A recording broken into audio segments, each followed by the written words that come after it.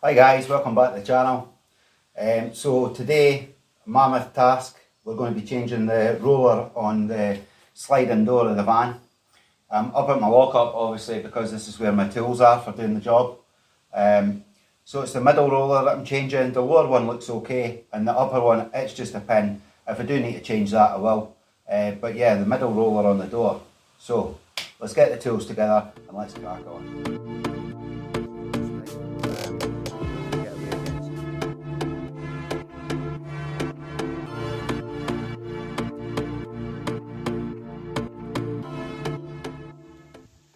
Right, so looking at this, the bottom one, although it needs a clean, it's been kept well greased, so it looks okay. I did buy the replacements so they've got the full set, but if we come round to the back here, the middle one, you can actually look in and the roller that comes along this track, it's like it's lost its cover. It's like meant to have a nylon cover on the bearing, so that whole one just lifts up and down, and although I can still open and close the door, it does need replaced.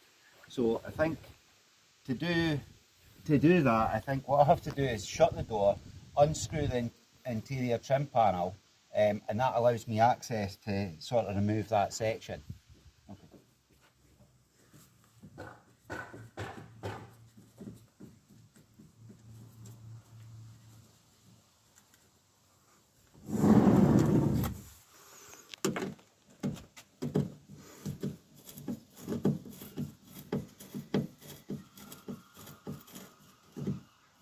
Okay, that'll do. Right, so a wee bit problematic there, guys, trying to get this door card off, and I'll tell you why.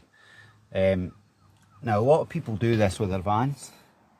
You see this little overhang here on the kitchen unit. That's actually preventing you getting into the back screws of that interior card there. So it's worth bearing in mind when it ever comes to having to do the bearings or whatever, the runners on these sliding doors, you're maybe going to have to move the kitchen to get into the screws. So I actually thought that I was going to have to take things apart. So inside here, like, I've taken the trim panels off and it gives me a wee bit of room for the handle of the screwdriver. But another problem that I encountered was the, you call it here in short, the screws along the bottom edge of the actual panel, obviously they absorb a wee bit of moisture in use. So the heads of these screws, in fact, you know, I've got them here. So the heads of the bottom ones, they're all rusty and they just chew up so bloody easily that it's such a struggle to get them out. Obviously the ones on the upper part of the panel, I'll let you see, it's chalk and cheese, they're in perfect condition, they're easy to get out if you can gain access. But it might be worth just checking the screws on your interior panels if you've still got the standard ones in. I'll certainly, when I put it back together, I'll be putting new screws in where the rusty ones are meant to be, because if I ever have to do this job again, I want to be able to just get that panel off a lot easier than it's been. That's taken me about 20-25 minutes to do what should have been a minute job.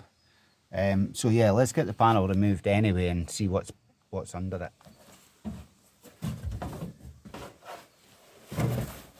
So the panel just lifts out quite easily, and although this fan's actually a Vauxhall MOVANO, when you actually start getting into the guts of it, everything is badged. If you can see there, everything's still badged Renault, because it's basically a Renault Master. There's nothing Vauxhall on it. I think maybe it's just a Vauxhall engine and Vauxhall badges, I'm not sure.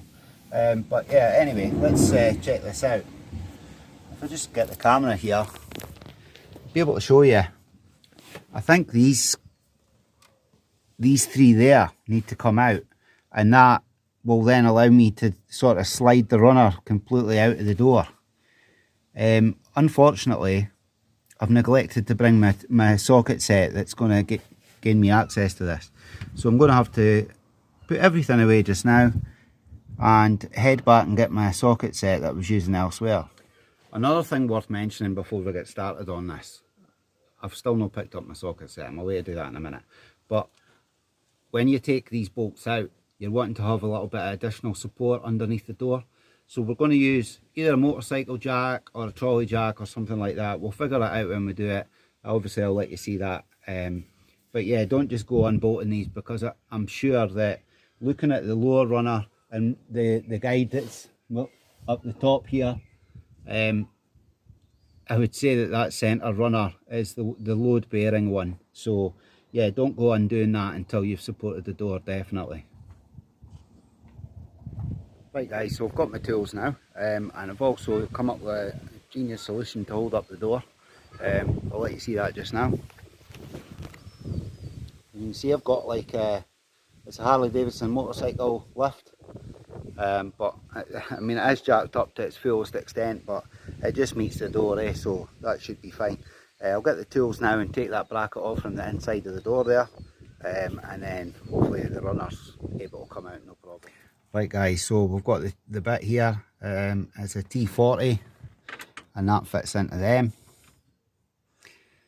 So a T40, let's hope that I do okay. And I'm hoping, yeah, it just pulls out there. And can't really see what Connie's recording here, but you can see the mess of it. It's like it's meant to have a nylon sleeve on the bearing there, but this has obviously never been changed. This is, it looks to me like the originals. They're very, very worn. I should maybe do the other side as well, but for now we'll definitely get this one changed. There is a pin here that I'm going to have to knock out somehow. Okay. Right, so this is actually a new bearing that goes on, and it just slides in there. You see that it doesn't actually run that smooth either. It's kind of notchy, and this is brand new. And if you look at all the dirt that it's picked up, so I've not actually fitted it this time. What I've done is I've realised that there isn't anything wrong really with the bearings that are on that arm, so I'm going to keep this for the other side because it isn't even changed. But the actual runner itself, what I'm going to do at a later date, I'm going to get in with sandpaper. I'm going to try and smooth it out. It's quite rough in there. If you come down with the camera here, Connie, you can see some of the damage, and it's obviously been greased up at times. It's notchy.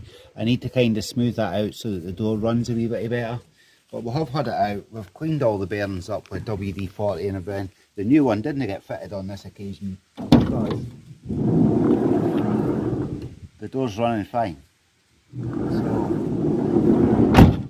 it turns out there was a hell of a lot of debris and everything in there, and it was caught up in the actual bearing itself. So this was kind of a waste of time on this occasion.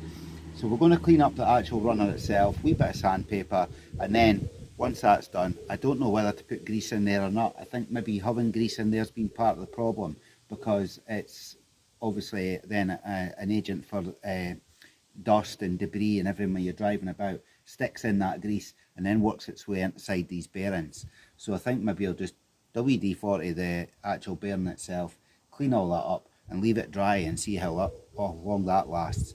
But for the time being anyway, because we bought this and it wasn't actually required, at least I know that if it does collapse, we've got the spare parts. But for now, I'm quite happy with how the door's operating. As you can see, it's nice and smooth. So we'll end this video here. Thank you all for watching, and thanks for your continued support. Please hit the like and subscribe, and we'll see you in our next video. Bye for now.